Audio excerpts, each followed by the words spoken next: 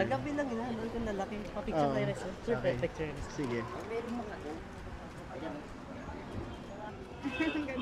Alright. Ano, ready ka na? Pangarap? Yan, okay na? Next naman talaga naman groove na groove mo eh. Parang saan pupunta eh.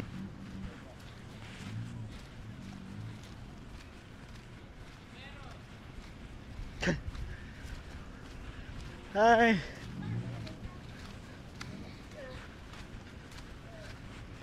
Kilala tayo.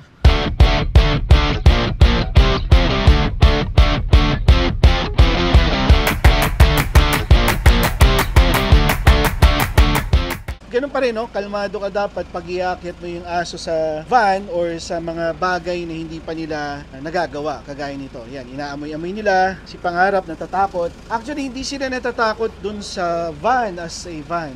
Natatakot sila dun sa size, at the same time dun sa vibration ng makina, okay? Dun sa sounds.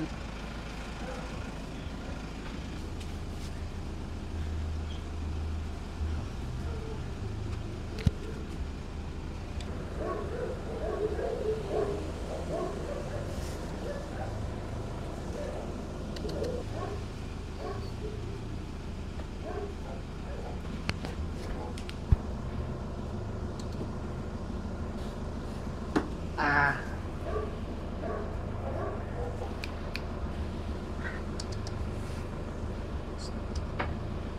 Good.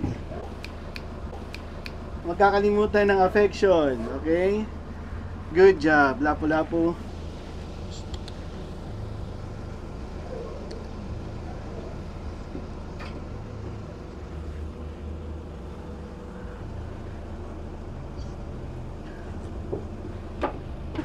Good. Good. Ko kanina sir, yung Yung? malalaking aso. Mhm. Yung tapos kanina sir, Kanina lang? yung ikwinento ko yung malalaking aso. Kanina lang. Kanina yung pinapanood ko eh. Oo. Sir yun. Oo. Oo, pinapanood yun lagi yung Oo. mga, ang daming aso yan, ang lalaki. Oo. Eh ito nga eh. Ano yan eh. Laki nga, oh. So, Takot mga pangil yan. Yung nagpapakain sila yung mga baka yun eh. oo. Tapos sabi niya ano, tatagay na lang ba tayo? Ayan, Oo, oo, nagpapakain parang aso. Talagang nanunood. Nood. Si Pangarap kanina takot, ngayon hindi na. Confident na. So, labas. Okay. Wala po, game.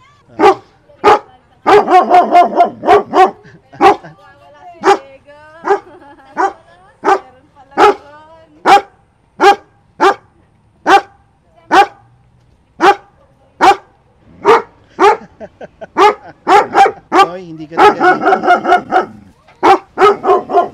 Si Pangarap, ano no, okay na eh, oh. Kaya kailangan ng socialization. Tingnan mo to, tumatahol, di ba?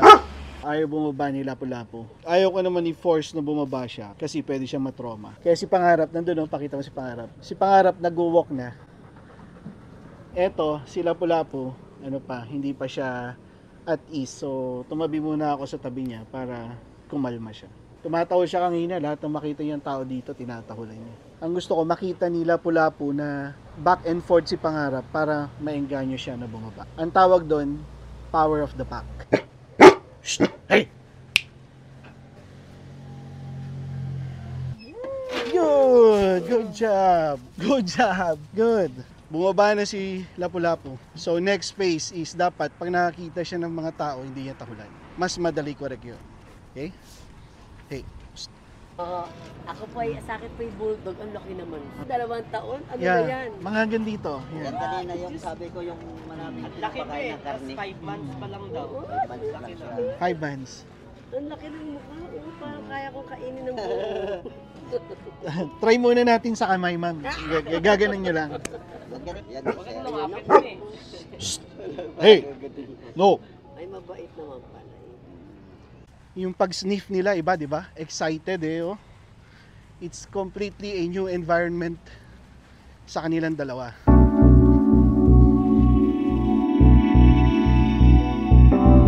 Ganda! Ganda ng view!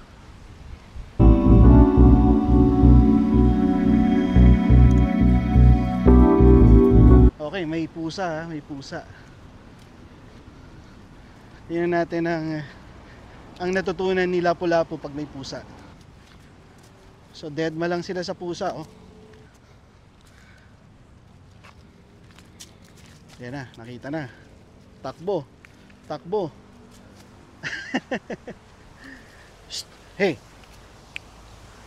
Let's go.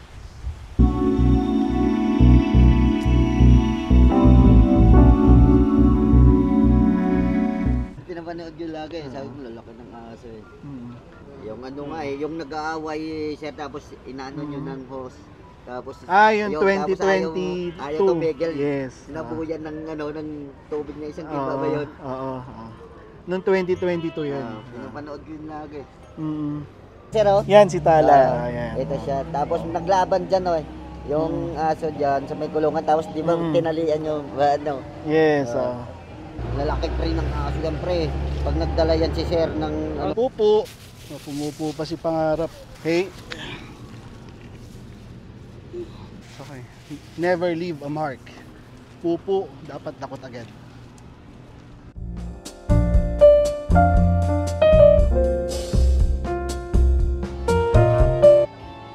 Dito tayo.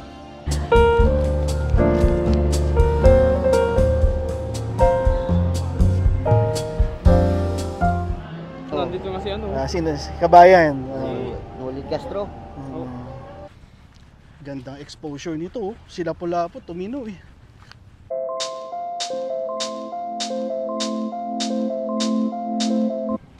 Ito acid test kay ano to, Lapu-Lapu.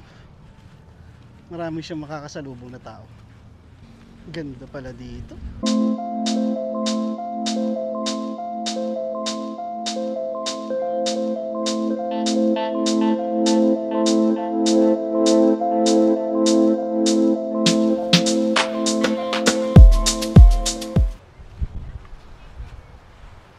Ganda no? Iwanan ko na kaya si Pangarap dito.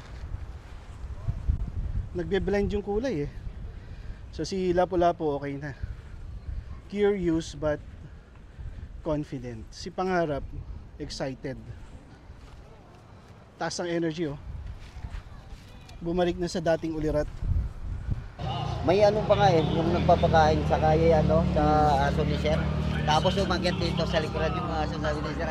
Lahat ng aso, kailangan may socialization.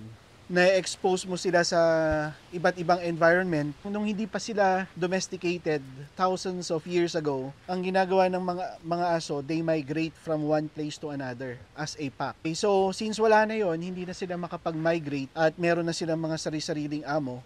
At yung amo na yon, yun yung pinaka-leader of the pack, yun yung human, para maibalik natin sila sa pagiging aso or para ma-fulfill natin yung kanilang needs, ay ikaw ang magma-migrate kasama nila. Yung migration is hindi naman ibig sabihin pupunta ka sa ibang bansa. It is from point 1 to point 2. Gusto namin i-level up yung experience ng mga aso namin. Kaya dadali namin sila out of their comfort zone.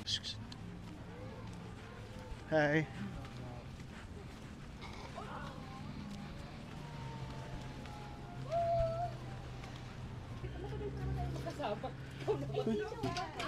Good. Good. Yun. So, kasama natin si Ma'am. Corazon Viva. Yan, okay. From? Brittany by Vistaland. Nandito po tayo ngayon sa Tagaytay. Yeah. Ilalagay ko to sa comment section para kung merong interesado na followers sa Supero, kasi si Ma'am ay follower din. So, lahat ng follower, pwede yung i-message si Ma'am.